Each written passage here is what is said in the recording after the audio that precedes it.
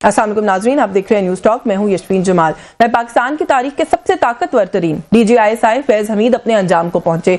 4 इल्जामात साबित होने पर उन्हें 14 साल की कैद बामुशक्कत की सजा सुनाई गई और अभी सिलसिला यहाँ रुका नहीं है, क्योंकि बकौल DG ISPR सियासी अनासर के साथ मिलकर इंतशार और अदम इस्तेहकाम फैलाने समेत दीगर मामलात में मुदाखलत के पहलुओं को अलहदा तौर पर देखा जा रहा है। वाज़ेह तौर पर यह इशारा 9 मई के वाकयात की तरफ है, क्योंकि 9 मई का वाकया ऐसा वाकया है जिसे फौज की जानिब से मुल्क की तारीख का स्याह तरीन दिन करार दिया जाता है। फैज हमीद की सजा के बाद बहुत से हल्कों का ख्याल है कि अब बानी PTI इमरान खान और इस्टेब्लिशमेंट के दरमियान मुज़ाकरात के दरवाजे मुकम्मल तौर पर बंद हो चुके हैं और आने वाले दिनों में PTI वो सब कुछ फेस करेगी जो अब तक PTI ने नहीं देखा है। 9 मई के हवाले से इमरान खान के वो मुकदमात जो अब तक पेंडिंग थे और अपने मंतकी अंजाम को नहीं पहुंच पा रहे थे, अब उन मुकदमात में ना सिर्फ तेजी आएगी बल्कि फैज हमीद की गवाही को इमरान खान के खिलाफ बतौर सबूत पेश करके शायद संगीन गद्दारी का मुकदमा भी चलाया जा सकता है। यही वजह है कि हुकूमती अरकान की जानिब से इमरान खान की अडयाला जेल से मुंतकली की बातें भी हम देख रहे हैं कि की जा रही हैं। दूसरी जानिब PTI को भी मामलात की संगीनी का बखूबी अदराक हो गया और फैज हमीद के सजा के बाद तहरीक इंसाफ की क़यादत को अब नजर आ रहा है कि उनके कायद के लिए आने वाले दिन मुश्किल तरीन होने वाले हैं। शायद यही वजह है कि 3 माह कबल वज़ारत आला की कुर्सी संभालने वाले सुहेल आफरीदी भी साबका वज़ीर आला अली अमीन गंडापुर जैसे बयानात दे रहे हैं। हालात की संगीनी को भांपते हुए सुहेल आफरीदी ने आजादी या मौत का नारा बुलंद कर दिया है। कोहाट में जलसे से खिताब करते हुए सुहेल आफरीदी का कहना था कि इस बार हम डी चौक जाएंगे तो या तो आजादी लेकर आएंगे या फिर कफन में वापस आएंगे।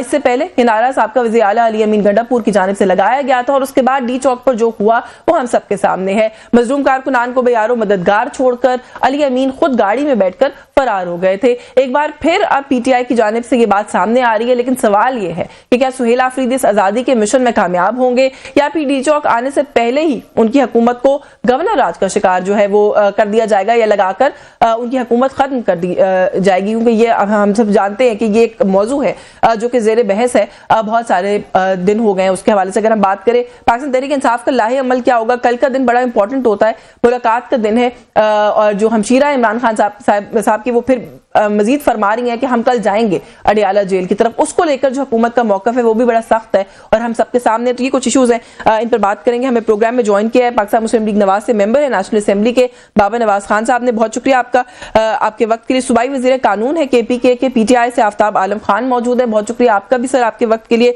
सीनियर सियासतदान है, सीनियर रहनुमाए जमीयत उलमा इस्लाम के सेनेटर कामरान मुर्तज़ा साहब ने भी हमें ज्वाइन किया। बहुत शुक्रिया सेनेटर साहब आपका भी आपके वक्त के लिए। मैं कामरान मुर्तज़ा साहब अगर आपसे गुफ्तगू का आगाज कर लूं, सर ऑपोजिशन करे, मुखालफत भी करे, पाकिस्तान तहरीक इंसाफ के साथ जो एक फोरम के ऊपर आप लोग भी जो है वो इकट्ठा बैठ रहे हैं, लार्जर ऑपोजिशन जो है उसके हवाले से भी बात कभी कभी हम सुन रहे हैं कि हो सकती है कि सारी सियासी जमातें एक तरफ हो जाएं, लेकिन थोड़ा सा ये जो रवैया है कि हम कफन में वापस आएंगे या मौत होगी या आज़ादी होगी, ये जो बयानात है सर आपको नहीं लगता कि ये नहीं जेब देते किसी भी पोलिटिकल पार्टी को या किसी भी लीडर को? फिर अगर इसके जवाब में हुकूमत की तरफ से कोई सख्त रवैया अपनाया जाता है तो हुकूमत फिर गलत नहीं है?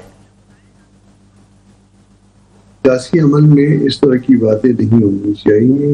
बाज़ औक़ात स्पीचेस के वक्त जब पब्लिक गैदरिंग्स होती हैं लोग जज्बाती भी हो जाते हैं, बड़े बुलंद दावे भी कर लेते हैं, मगर स्टिल ना ये कफन और ये दूसरा जो है, और फिर जाहिर है जो वर्कर होते हैं ये आपके बच्चे होते हैं और बच्चों के हवाले से अगर आप खुदा न खास्ता आपको कुछ होता है, आपके बच्चों को कुछ होता है, ये बच्चे हमारे, तो ये नहीं होगा इस सियासी अमल में। फिर जब आप सियासी अमल से बाहर, जब आप क्रीज से बाहर निकल जाते हैं तो फिर नतीजा ये है कि दूसरे मुखालिफ भी क्रीज से बाहर निकल, उससे सियासी अमल को नुकसान पहुंचता है। फिर हमारे यहाँ तीसरी बात यह है कि कोई आइडियल किस्म की डेमोक्रेसी नहीं है। हम एक चूचू के मुरब्बे में जो है ना वो जिंदा है और इस चूचू के मुरब्बे के अंदर जो है ना हमने वो गिवन सर्कमस्टांसेस के अंदर जो है ना वो अपने आप को सियासी अमल को जिंदा रखना होता है।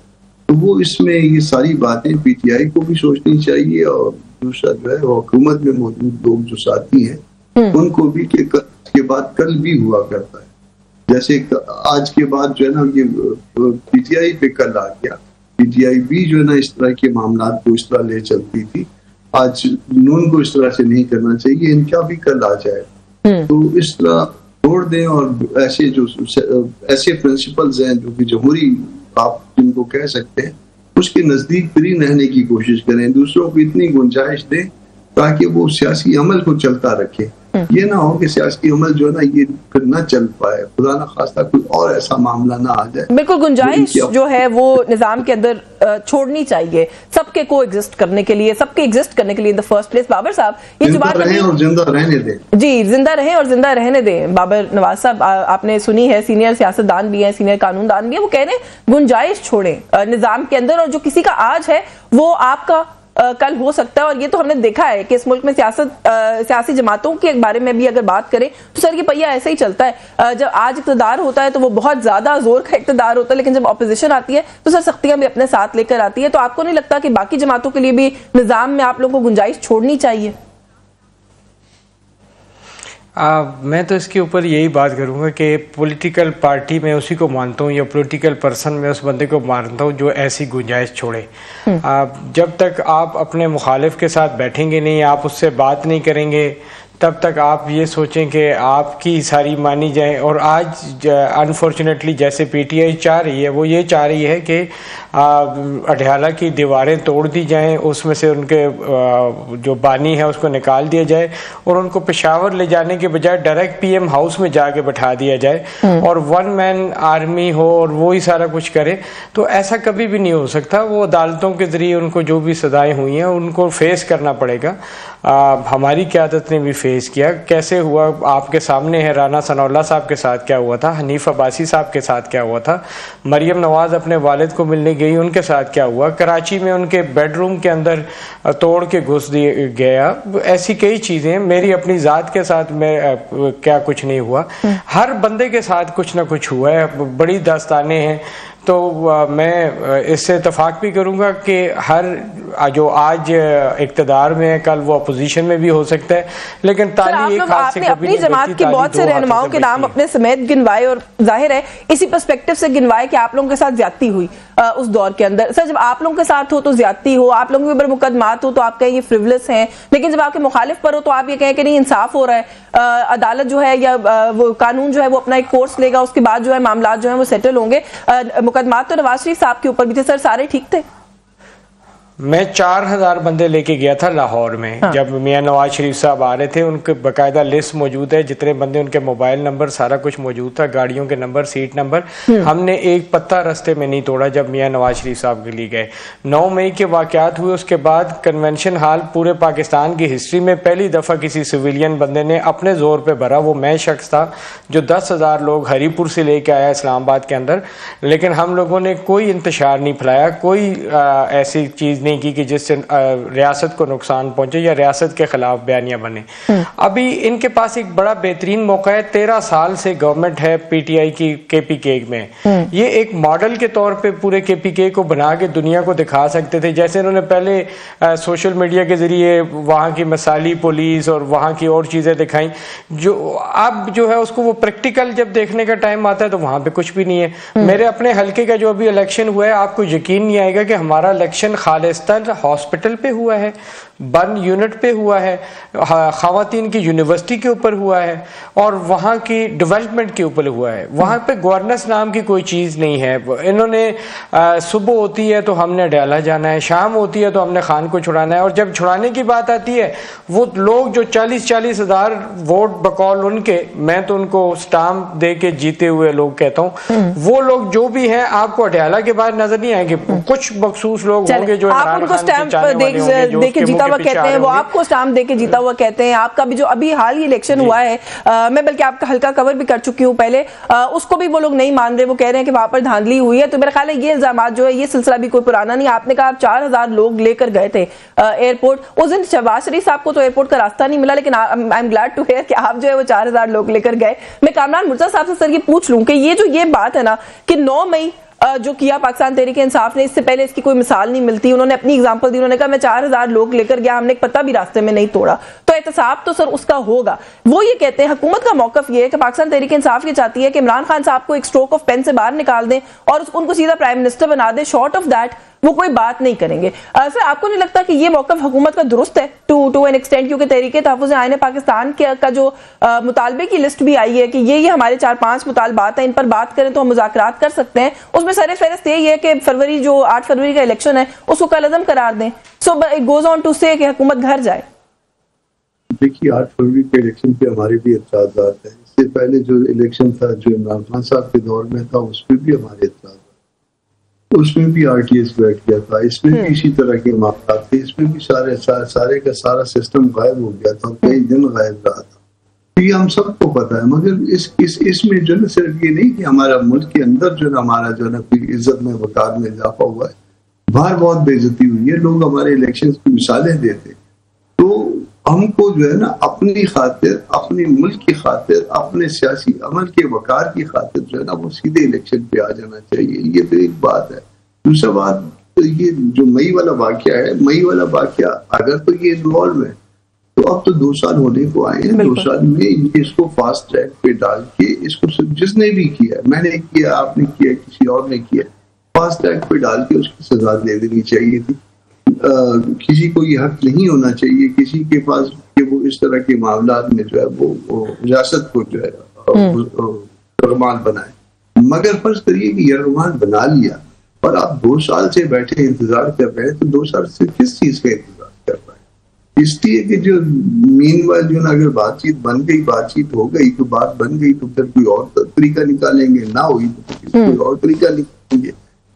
उस तरफ दूसरी तरफ से भी जो है ना वो यही डिमांड आ रही थी कि बात करनी है तो वहां पे करनी है। तो इसको जो है ना वो बिल्कुल ऐसा काम होना चाहिए जो कि नजर भी फेयर आए।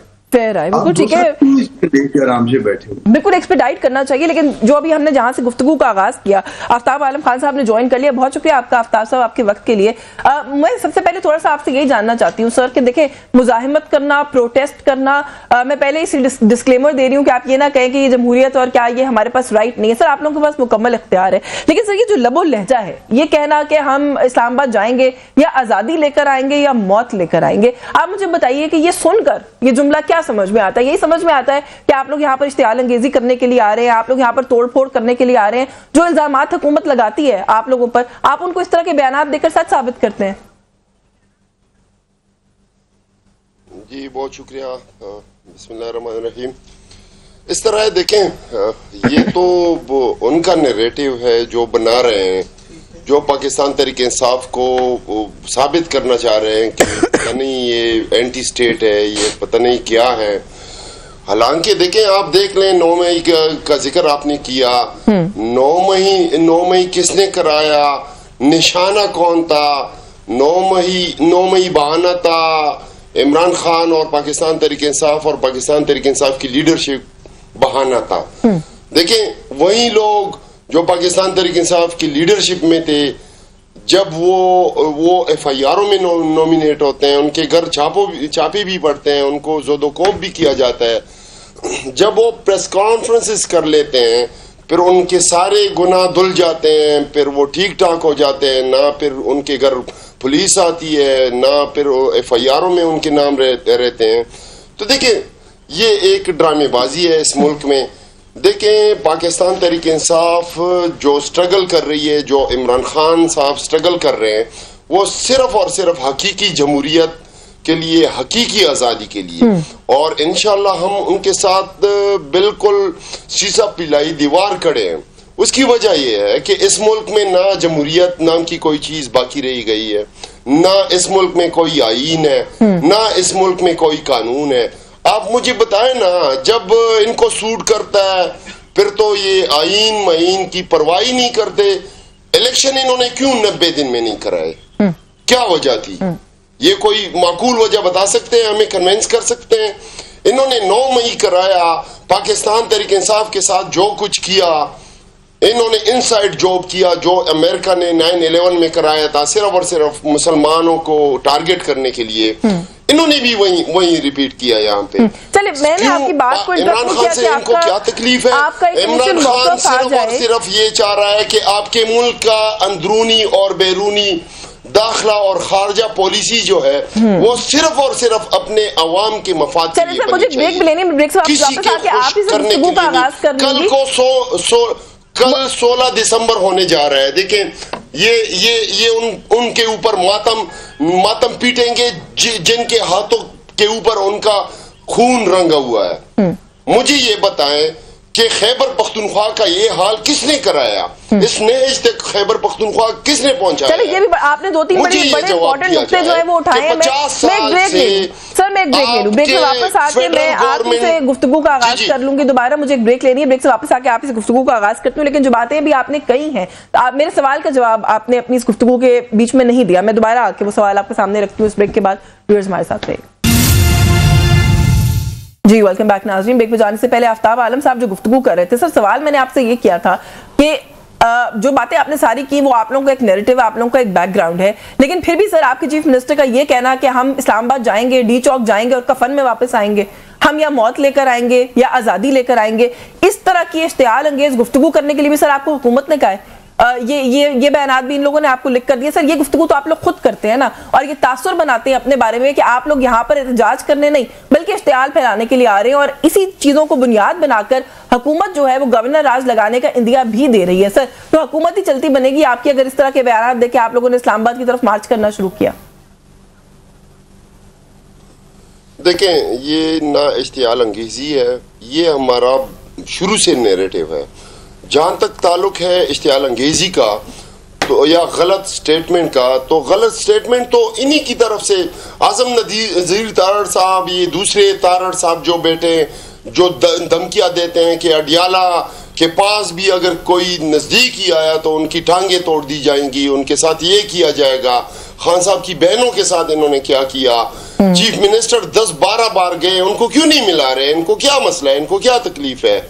देखिए, उसके अलावा इश्तियाल अंगेजी ये नहीं कर रहे हैं कि ये कहते हैं हम गवर्नर राज लगा देंगे, ये तो धमकियां हैं। धमकियों की हम फिर रिएक्शन ये नहीं देंगे कि आप लगा कर तो देखें, आप लगाएं, इंशाल्लाह फिर अवाम जो है वो आप गवर्नर राज लगाएंगे, इमरान खान अवाम जो है वो इमरान राज लगाएंगे यहाँ पे। अच्छा, फिर ना आपका गवर्नर रहेगा ना कोई राज रहेगा। चले मैं ये बाबर साहब से पूछ लेती हूँ जी, आप गवर्नर राज लगाने की कोशिश करेंगे, वहां के अवाम इमरान राज लगाएंगे, और ये स्टेटमेंट मैंने पहले भी और भी जो पीटीआई के दोस्त हैं उनसे सुनी है, वो ये कहते हैं कि गवर्नर राज लगाने की कोशिश करने वालों के हाथ केपीके के अवाम जो है वो तोड़ देंगे। तो थोड़ा सा इसके ऊपर जरूर कमेंट कीजिएगा, क्योंकि ये लोग तो मार्च करने की बात भी कर रहे हैं, डी चौक की तरफ आने की भी बात कर रहे हैं, और कंसिस्टेंटली हुकूमत की तरफ से गवर्नर राज की आवाजें हम सुन रहे हैं।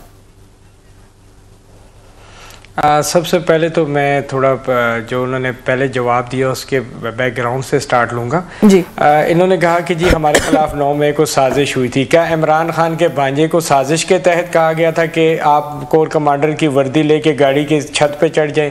क्या उस वक़्त इनकी जो क़यादत जो GHQ की तरफ मार्च करवा रही थी, जो हमारे सिक्योरिटी इदारों के दफातर को जलाने के लिए लोगों को उकसा रही थी, क्या उनको किसी एजेंसी ने या एस्टैब्लिशमेंट ने कहा था कि आप ये काम करवाएं? वो जिन लोगों ने प्रेस कॉन्फ्रेंस की थी उन लोगों को 9 मई से की जिम्मेदारी से बरी करने का किसने कहा था, वो बता दें। अभी मेरा जवाब जरा कंप्लीट होने दे। अभी जो है आपने देखा कि खुद एहतसाबी का अमल जो हुआ, जिस तरीके से फील्ड मार्शल ने कहा था कि वो सियासत से अलहदा होके हर एक का एहतसाब करेंगे, तो उन्होंने पहली दफ़ा ऐसा हुआ कि हमारी फ़ौज के अंदर 3 स्टार जनरल जो ISI का सबसे तगड़ा चीफ रहा है उसको सज़ा हो चुकी है, और उसने कई आगे चीज़ें अभी निकलने वाली हैं, उनमें सब पता चल जाएगा कि कौन कौन लोग थे, कौन महरकात थे जिन्होंने 9 मई को जो कुछ करवाया। 2018 से पहले अगर आप चले जाएं तो 2017 में मियां नवाज शरीफ की वो तो जब निकलेंगे तब देखी जाएगी। दो बातें जो कामरान साहब ने भी एक पॉइंट रेज किया कि सर देखिए आपने शरीफ को हथौड़ा मार के किसने हटाया था? नहीं, आपने हसन न्याजी का हवाला दिया, चले उनको तो फिर भी सजा हो गई। जो मुकदमात लटके हुए हैं सर उनकी सजाएं दें और किस्सा खत्म करें। 2 साल से ज्यादा का अरसा जो है वो गुजर चुका है। एक तो सर ये मामला है सर, दूसरा ये जो बात अभी कर रहे थे फेयर ट्रायल मिल रहा है, फेयर ट्रायल मिल रहा है। जैसे देखें ये जो फैज हमीद है, प्रोसिक्यूशन केसेस में अपेयर ही नहीं हो रही, प्रोसिक्यूशन के पास दिखाने के लिए कुछ है ही नहीं, कौन सा फ्री ट्रायल? इस तरह से आहिस्ता आहिस्ता इससे बड़े और क्या दिखाएं। जिस वक्त आप पूरी दुनिया के मीडिया ने देखा कि हमारे कोर कमांडर की वर्दी लहराई जा रही है, पूरी दुनिया ने देखा कि उनकी क़यादत मार्च करके वहां पे अपने कारकुनों को उकसा रही है। और मुराद रास, दिलीप अब्बास, फरूख हबीब, मैं बहुत सारे ऐसे नाम और ले सकती हूँ सर। वो लोग क्यों मुलव्विस नहीं है 9 मई में? अगर बाकी लोग मुलव्विस हैं तो ये भी तो एक सवाल है ना। जो मुलव्विस है, आप जो मुलव्विस है आप देखेंगे हर एक को उसकी सजा मिलेगी। नहीं सर, जिन्होंने प्रेस कॉन्फ्रेंस की वो मुलव्विस नहीं है, उन्हें किसी ने नहीं पूछा किया या जिन्होंने प्रैक्टिकली किया। अभी आप देखते जाएं, अभी तो सर पर्चा ही नहीं कट रहा तो मैं क्या देखूं? जिनके नाम मैं ले रही हूं उनके खिलाफ तो कोई FIR ही एग्जिस्ट नहीं करती 9 मई की, तो मैंने क्या देखना है? इनमें कई लोग ऐसे हैं जो डायरेक्ट FIR में नहीं है, लेकिन वो 109 में और उसके मशवरा नहीं सर ऐसा नहीं है। लेकिन चले आफ्ताब साहब, थोड़ा सा ये जो अभी फैज हमीद साहब वाली जो बात है ये भी की है बाबर साहब ने, जो प्रेस कॉन्फ्रेंस आई है, प्रेस रिलीज आई है, आफ्ताब साहब आप मेरी बात सुन सकते हैं? जी जी बिल्कुल, आपकी आवाज मुझे अच्छा, अब आफ्ताब साहब ये जो अभी हमने देखा कि प्रेस रिलीज भी आई फैज हमीद साहब का जो फैसला है उसके बाद, उसके अंदर ये कहा गया है कि सियासी इंतशार फैलाने वाले जो कुछ मामलात हैं उसके अंदर जो इन्वॉल्वमेंट है उस मामले को अभी अलहदा रखकर देखा जा रहा है। हुकूमती लोगों का सर अगर आप मौकफ लें तो वो ये कहते हैं कि ये जो मामला अलग रख के देखा जा रहा है इसमें पाकिस्तान तहरीक इंसाफ और फैज हमीद या इमरान खान और फैज हमीद का गठजोड़ जो है वो खुलकर सामने आएगा और वो जो विटनेस होगा उनका वो इमरान खान साहब के खिलाफ जो है वो इस्तेमाल किया जाएगा 9 मई के मुकदमात के अंदर। देखें, जहाँ तक फैज हमीद का ताल्लुक है वो इनका इंटरनल मामला है, वो हमारे चीफ मिनिस्टर साहब क्लियर कर चुके हैं कि वो फैज हमीद जाने ये जाने इनका काम जाने, ठीक है। जहाँ तक ताल्लुक है सियासी लोगों का और इस इदारे का या मखसूस ताकतवरों का जो प्रोफेशनल से ज्यादा जो है सियासी लीडर लगते हैं, जो बार बार प्रेस कॉन्फ्रेंसेस करते हैं। देखें, मुझे ये बताया जाए कि खान साहब की ये तारीख 1 साल 8-10 महीनों से क्यों नहीं लगा रहे हैं? अगर ये किसी आइन किसी कानून किसी ड्यू प्रोसेस पे यकीन रखते हैं, जो ये मीठी मीठी बातें करते हैं, पता नहीं इनके पीछे तो कोई अखलाकी जवाज ही नहीं है, और फिर भी ये इतने डटाई से बेशर्मी से आके प्रेस कॉन्फ्रेंसेस और पता नहीं क्या क्या बातें करते होते हैं। मतलब शर्म नाम की भी कोई चीज होती है।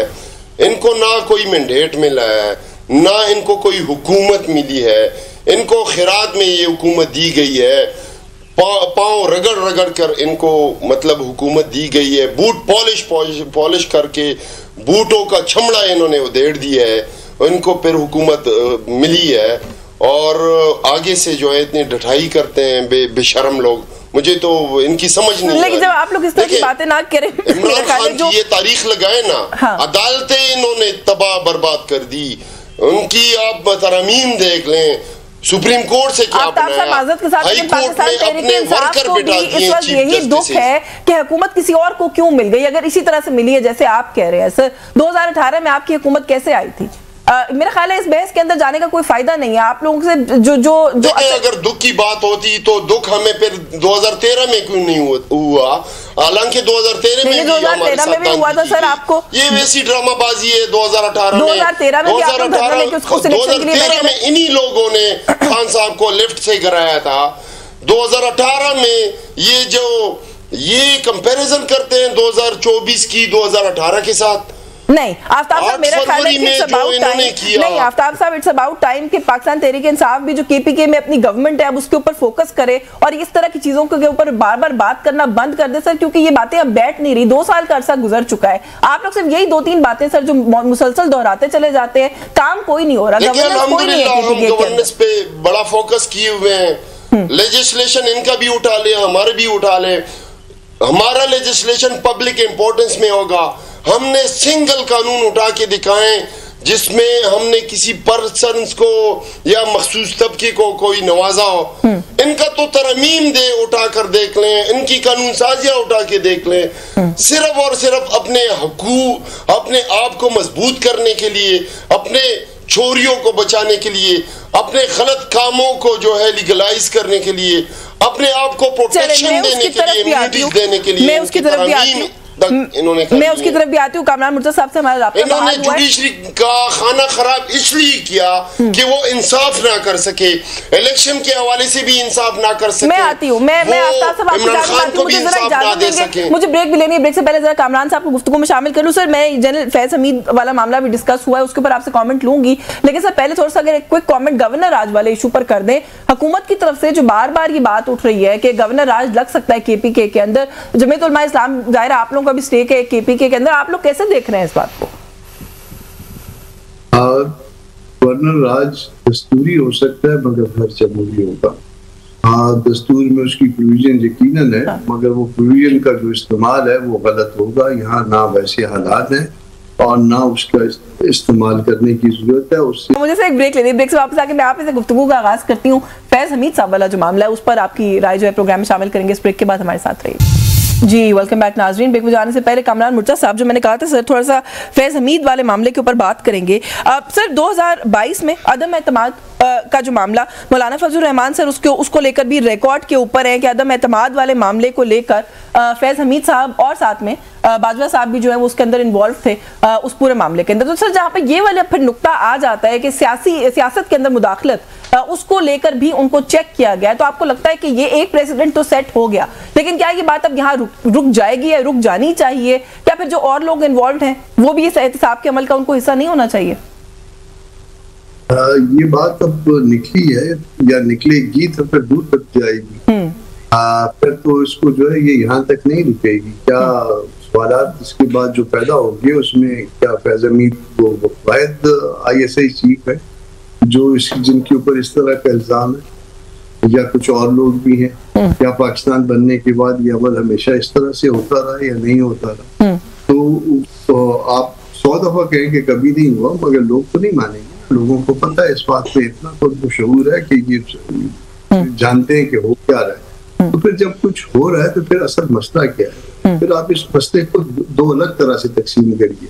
देखिए, जब इस पोस्ट पे होके आप मौजूद होते हैं तो फिर किसी के इकामात की पाबंदी कर रहे होते हैं, तो वो इकामात की पाबंदी दो लोगों की हो सकती है, या आर्मी चीफ की हो सकती है या प्राइम मिनिस्टर की हो सकती है। तो फिर अगर उनकी पाबंदी कर रहे हैं तो फिर तो वो रिस्पॉन्सिबल हो जाएंगे, उन्होंने जो कुछ किया। और अगर उनकी पाबंदी नहीं कर रहे हैं तो फिर ये किस तरह से जो है आर्मी चीफ को या वजीर आजम को जो है ये उनकी नाअहली होगी कि ये अपनी मर्जी चला रहे थे। तो ये बहुत से सवाल एक तो इस तरह से पैदा होंगे, मगर बज़ाहिर ये लगता है, जो बज़ाहिर लगता है, ये मसला ये नहीं है कि एज ISI चीफ जो है उनके ऊपर जो है इल्जाम आए हैं तो वो उसके हवाले से जो है वो मौजूद जो लोग हैं वो नाराज, बल्कि जब वो रिटायरमेंट के बाद उन्होंने सियासत में मुदाखलत की और अपने ओहदे से रिटायरमेंट के बाद जो है वो बहुत सी चीजें कुछ करने की कोशिश की सियासी हवालों से,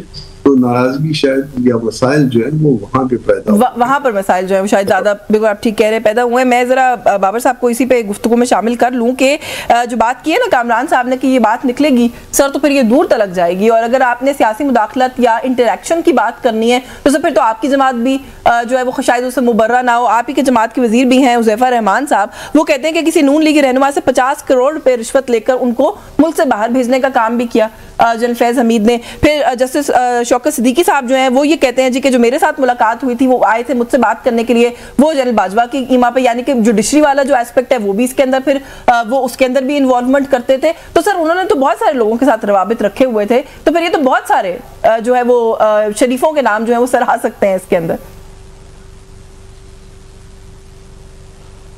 बिल्कुल, मैं तो वो कितने दिनों से एक बात कर रहा हूँ, जब से फैसला है कि इसमें तो बहुत से लोग खुल के सामने आएंगे। जहाँ तक आपने हुज़ैफा भाई की बात की तो वो मेरे इल्म में तो ऐसा कोई नहीं है, नहीं कहा जी किसी से पैसे लेके वो किया गया हो, वो उनकी मालूमात में होगा। मेरे नोटिस में ऐसी चीज़ नहीं आई तो मैं उस पर कमेंट करना बनता नहीं है। बाकी वो तो इनको फैज़याब करता रहा, चाहे वो कानून साजी भी पास करवानी होती थी, उसके लिए भी बंदे इकट्ठे करने होते थे। डॉक्टर आमिर लियाकत साहब, अल्लाह उनका वो जहाँ अच्छा करे, वो तो आके मीडिया पे सबके सामने नहीं कह के गए थे कि मुझे कौन लेके आया यहाँ पे। अभी जस्टिस साहब का आपने जिक्र किया, उसमें आपके सामने उन्होंने सबके सामने नाम लेके नहीं कहा था कि मुझे कौन मजबूर कर रहा था और क्या कह रहा था कि हमारी सारी जो मेहनत है उस पर पानी पानी फिर जाएगा और नवाज शरीफ को हटाना मकसद था।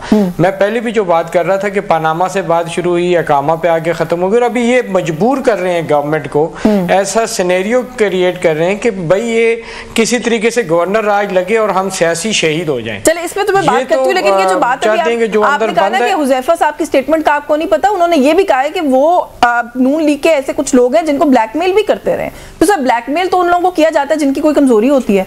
मैं तो इस पॉइंट ऑफ व्यू से कह रही हूं कि जब ये मामला खुलेगा तो फिर कमजोरियां, गलतियां बहुत कुछ खुल के सामने आएगा। देखिए मेरे अपने साथ ऐसे हुआ था कि मुझे प्रेशराइज किया गया कि आप मरियम नवाज और मियां नवाज शरीफ और कैप्टन सफदर साहब के खिलाफ प्रेस कॉन्फ्रेंस किसने किया था? उसमें इनके खिलाफ आ जाओ, और उस वक्त जो समैश करना चाहते थे मरियम नवाज को, वही लोग जो है तो उसमें इन्वॉल्व थे, यही लोग इन्वॉल्व थे। तो ये तो हर एक के साथ हुआ है, किसके साथ नहीं हुआ। मैंने तो इस हद तक कहा था कि भाई आप ये क्यों कर रहे हो मेरे साथ। हाँ। कहते और पत्तियां फेंको, आप हेलीकॉप्टर से पत्तियां फेंकते थे नवाज शरीफ पे। तो मेरे ख्याल में हमारा जो जिस तरीके से इलेक्शन छीना गया, जिस तरीके से हमें जीते हुए इलेक्शन हराए गए, ये बात कर रहे हैं इलेक्शंस की। अभी हमारा इलेक्शन हुआ है, मैंने आपको पहले कहा कि KPK में गवर्नेंस नाम की कोई चीज ही नहीं है। वहां पे एक ही नारा है कि बस हमने खान के नाम पे वोट लिया, लोग हमसे काम नहीं मांगते। ये एक बार इस्लामाबाद आने की कॉल दे के तो देखें, कॉल दे, ये कॉल दे के देखें कि इनके पीछे लोग कितने आते हैं। खैर जलसे तो वो कर रहे हैं, उनको समझ नहीं आई कि हजारा डिवीजन में इनके साथ कुछ भी नहीं। तो सर जलसे कर रहे हैं और अच्छे सक्सेसफुल कहां पे हुआ? हरिपुर इलेक्शन में इन्होंने हरिपुर जलसे के दौरान इनके टोटल 700 कुर्सियां थी, 2200 बंदा आया। 26 नवंबर के हवाले से इन्होंने पेशावर में जलसा किया, 1000 बंदा इकट्ठा नहीं कर सके। इस तरह ये छोटी छोटी जलसियां जो करने से आप क्या समझते हैं कि ये इस्लामाबाद की तरफ दौड़ेंगे, लोग इनके पीछे आ जाएंगे। चले मुझे क्विक कमेंट कीजिएगा आफ्ताब साहब, वक्त खत्म हो गया। एक तरफ आप लोग जलसियां कर रहे हैं सर, दूसरी तरफ आप लोग बीचौक आने की धमकियां दे रहे हैं। आप लोग क्या बाय प्लान बाय डिजाइन ये कर रहे हैं कि हुकूमत इश्तियाल में आए और गवर्नर राज लगे? कल जो हमने जलसा किया है, मैं इनको चैलेंज करता हूँ। आपके पंजाब की 12-13 करोड़ आबादी है, मेरे कोहाट की सिर्फ और सिर्फ 10-11 लाख आबादी है। आप इस तरह का पूरे सूबे में एक जलसा करा के दिखाएं। मैंने एक जिले में कराया है जिसमें मैंने 21 नवंबर को करके दिखाया है, और सिर्फ इस गवर्नमेंट के खिलाफ के नोटिस के ऊपर। ये बौखलाहट का शिकार हैं, ये जाली मैंडेट से आए हुए हैं, चोरी का इनके पास मैंडेट है, इनको बात करने का भी कोई हक नहीं है। हुकूमत तो बहुत बड़ी बात है, पॉलिसी मेकिंग तो बहुत बड़ी बात है। एक चोरी ऊपर से सीना जोरी। देखें ये हम ईंट का पत्थर, हम ईंट का जवाब पत्थर से देंगे। अगर इनका ये ख्याल है कि हमें डरा धमका के जो है दबा लेंगे, तो इनको पश्तूनों का तारीख जो है वो पता। चले मेरे पास सर वक्त बिल्कुल खत्म हो गया, वरना मैं मजीद इस पर जरूर बात करती। आपका बहुत शुक्रिया आफ्ताब आलम साहब, आपने प्रोग्राम में वक्त दिया। बाबर नवाज खान साहब बहुत शुक्रिया सर। कामरान मुर्तज़ा साहब का शुक्रगुजार है, प्रोग्राम में हमारे साथ मौजूद रहे। न्यूज़ टॉक से आज के लिए बस यही कुछ, मुझे इजाजत दीजिए, अल्लाह हाफिज।